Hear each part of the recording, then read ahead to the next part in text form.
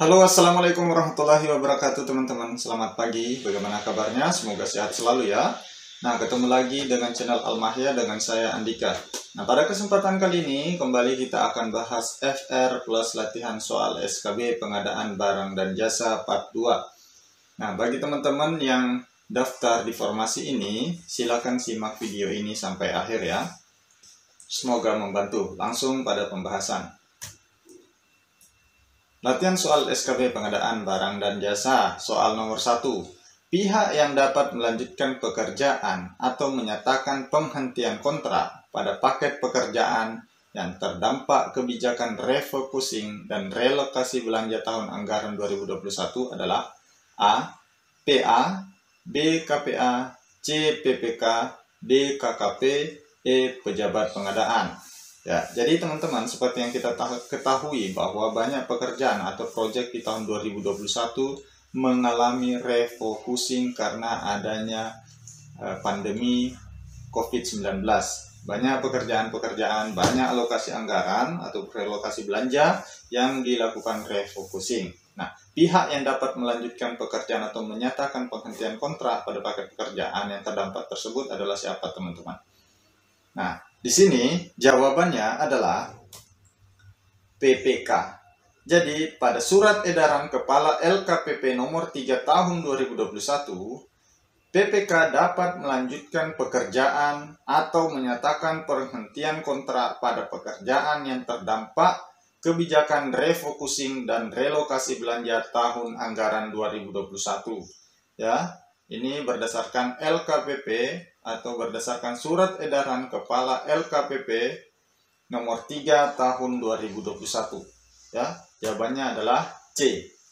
Nah, teman-teman, soal-soal yang terbaru yang terupdate seperti ini perlu teman-teman miliki ya untuk persiapan menghadapi tes SKB pengadaan barang dan jasa. Nah, seperti yang saya jelaskan pada video sebelumnya, sumber soal ini ya berasal dari kisi-kisi Menpan RB tahun sebelumnya dan juga FR dan modul dari teman saya yang lulus tahun lalu. Salah satunya teman saya ini yang lulus di pengadaan barang jasa. Saya meminta review, saya meminta informasi terkait dengan soal-soal apa yang keluar di tahun lalu. Nah, oleh karena itu dari sumber soal ini saya buatkan sebuah modul yang cukup lengkap ya, di mana modul ini terdiri dari 200 soal ya, terdiri dari 200 soal. Jadi di dalam sini sudah kita rumuskan sedemikian rupa, mudah-mudahan bisa membantu teman-teman dalam menghadapi persiapan SKB ya. Selain itu, di dalam paket modul ini juga saya juga sudah mengumpulkan materi-materi wajib yang teman-teman wajib pelajari di sini ya, terkait dengan persiapan menghadapi SKB. Ada juga peraturan-peraturan yang wajib teman-teman kuasai ya.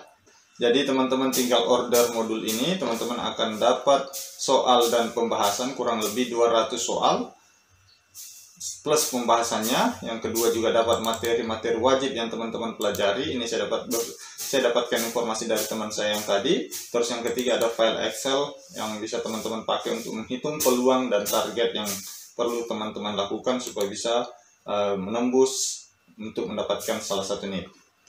Oke, teman-teman, itu yang bisa teman-teman dapatkan dari order modul ini. Silahkan di order, nomor saya cantumkan di kolom deskripsi, silahkan dicek. Oke, kita lanjut pada pembahasan soal nomor 2. Soal nomor 2, dalam peraturan lembaga nomor 7 tahun 2021, kegiatan pengembangan profesi terdiri atas A. Pengajar pelatihan di bidang pengadaan barang jasa, B. Pembuatan karya tulis karya ilmiah di bidang pengadaan barang jasa, C. Keanggotaan dalam tim penilai tim uji kompetensi perolehan penghargaan tanda jasa, atau E. Pelaksanaan tugas lain yang mendukung pelaksanaan tugas pengelola PBJ. Apa jawabannya teman-teman? Jadi jawabannya adalah B.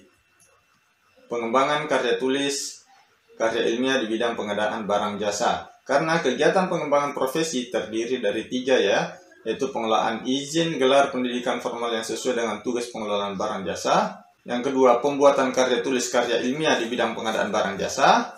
Yang ketiga, penerjemahan atau penyaduran buku atau karya ilmiah di bidang pengelolaan barang atau jasa.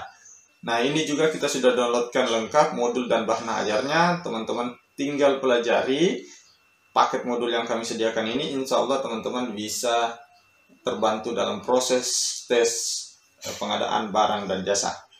Oke, kita lanjut soal nomor 3. Soal nomor 3, berikut adalah pengadaan barang atau jasa yang dilaksanakan berdasarkan tarif barang atau jasa yang dipublikasikan secara luas kepada masyarakat, kecuali A. Listrik, B. Transportasi, C. Air bersih, D. Bahan bakar gas, atau E. Bahan bakar minyak.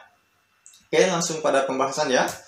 Jadi jawabannya adalah transportasi. Ini juga menurut Perlan nomor 5 tahun 2021 pada lampiran 2, pengadaan barang atau jasa yang dilaksanakan berdasarkan tarif barang atau jasa yang dipublikasikan secara luas kepada masyarakat antara lain A. Listrik, B. Telepon, C. Air bersih, D. Bahan bakar gas, E. Bahan bakar minyak. Jadi selain transportasi ya, seperti itu.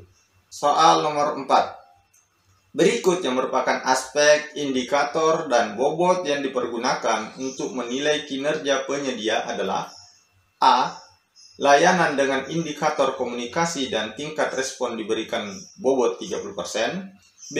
Kualitas dan kuantitas dengan indikator sesuai diberikan bobot 30%. C. Biaya dengan indikator kemampuan pengendalian biaya diberikan bobot 30%. D. Waktu dengan indikator ketepatan diberikan bobot 20%. E. Pilihan A, B benar. Apa jawabannya teman-teman? Nah, di sini jawabannya adalah B. Kualitas dan kuantitas dengan indikator kesesuaian diberikan bobot 30%. Ini tercantum dalam peraturan nomor 4 tahun 2021 atau Perlan nomor 4 2021, yaitu aspek, indikator, dan bobot yang dipergunakan untuk menilai kinerja penyedia terdiri atas 1. Kualitas dan kuantitas dengan indikator kesesuaian diberikan bobot 30%. Ya. 2. Biaya dengan indikator kemampuan pengendalian biaya diberikan bobot 20%. Ya. 3. Waktu dengan indikator ketepatan diberikan bobot 30%. Ya. 4. Layanan dengan indikator komunikasi dan tingkat respon diberikan bobot 20%. Ya, berarti jawabannya adalah B. Oke, soal selanjutnya. Tugas Sekretaris UPTBJ wilayah adalah A. Memfasilitasi pelaksanaan pemilihan penyedia barang atau jasa yang dilaksanakan oleh Pokja Pemilihan. B. Menjawab sanggahan. C. Menetapkan penyedia barang atau jasa. D. Melaksanakan evaluasi administrasi teknis dan harga terhadap penawaran yang masuk. E. Menilai kualifikasi penyedia barang atau jasa melalui prakualifikasi atau pasca kualifikasi. Apa jawabannya teman-teman? Jadi soal-soal seperti ini katanya juga lumayan banyak yang keluar ya terkait dengan tugas-tugas dari pejabat pengadaan barang dan jasa.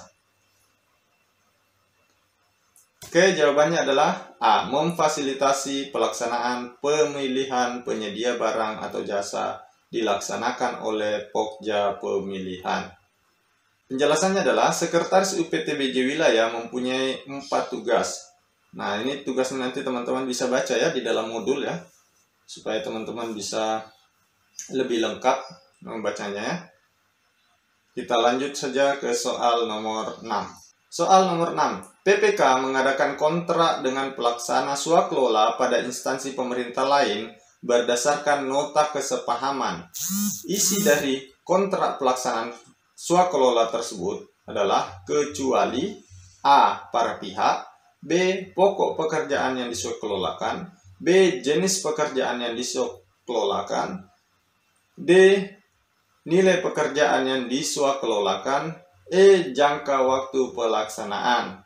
Apa jawabannya teman-teman? Nah, kita langsung beri penjelasan. Jawabannya adalah C. Jenis pekerjaan yang diswakelolakan. Di sini penjelasannya, PPK mengadakan kontrak dengan pelaksanaan swakelola pada instansi pemerintah lain. Pelaksanaan swakelola berdasarkan nota kesepahaman. Isi kontrak paling kurang adalah A. Para pihak, B. Pokok pekerjaan yang diswakelolakan, C. Nilai pekerjaan yang diswakelolakan, D. Jangka waktu pelaksanaan, Dan E, hak dan kewajiban para pihak.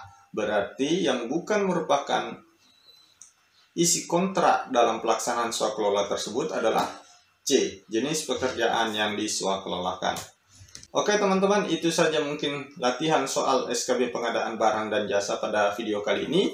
Bagi teman-teman yang membutuhkan modul lengkapnya, termasuk materi-materi wajib yang teman-teman pelajari untuk membantu dalam proses belajar menghadapi soal SKB pengadaan barang dan jasa, silakan teman-teman kontak WA saya di bawah. Modulnya berbayar ya teman-teman, saya sampaikan dari sekarang, modulnya berbayar.